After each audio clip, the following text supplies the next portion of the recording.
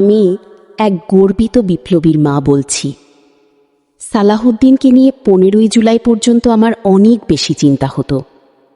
যেদিন আবু সাইদ শাহাদাত বরণ করলেন, সেদিনই আমি আমার একমাত্র ছেলেকে দেশের মানুষের জন্য দিয়ে দিয়েছি। আমার সন্তানকে কেউ ঘৃণা করলে সেটা দলের জন্য ঘৃণা করে, আর তাকে ভালোবাসলে দেশের জন্য ভালোবাসে। আমি আমার জীবনে অনেক কিছু দেখেছি। আমার আপন ভাইকে বিএনপি করার কারণে উল্টো করে ঝুলিয়ে পেটাতে দেখেছি। আমার স্বামীকে জামায়াত সমর্থনের কারণে কোমরে দড়ি বেঁধে টানতে টানতে নিয়ে যেতে দেখেছি, যে নির্যাতনের যে স্বরূপ তিনি আর সুস্থ হতে পারেননি।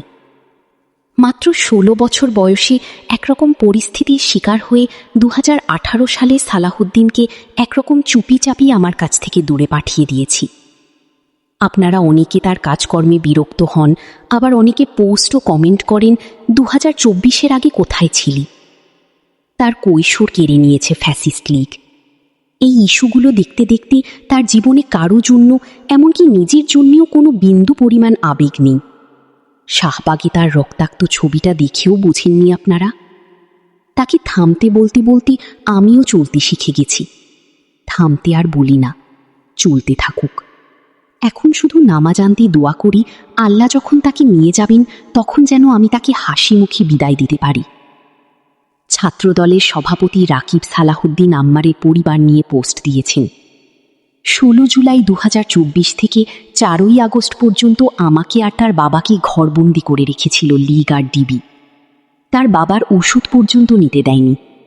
তাদের একটাই কথা ছিল, সালাহুদ্দিনকে যেন ফিরিয়ে নিয়ে আসি, না হলে আমার স্বামীকে মেরে ফেলবে।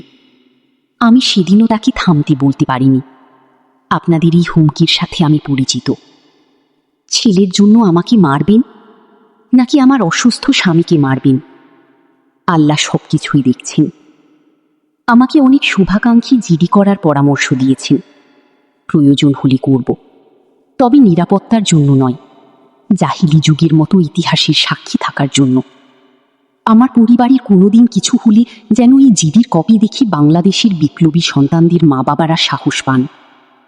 বললাম না, বিএনপি করার কারণে আমার আপন ভাইকে উল্টো করে ঝুলিয়ে পেটানো হয়েছিল। সেই ভাই এখন সালাহুদ্দিনের বিরুদ্ধে মিছিলে নেতৃত্ব দেয়।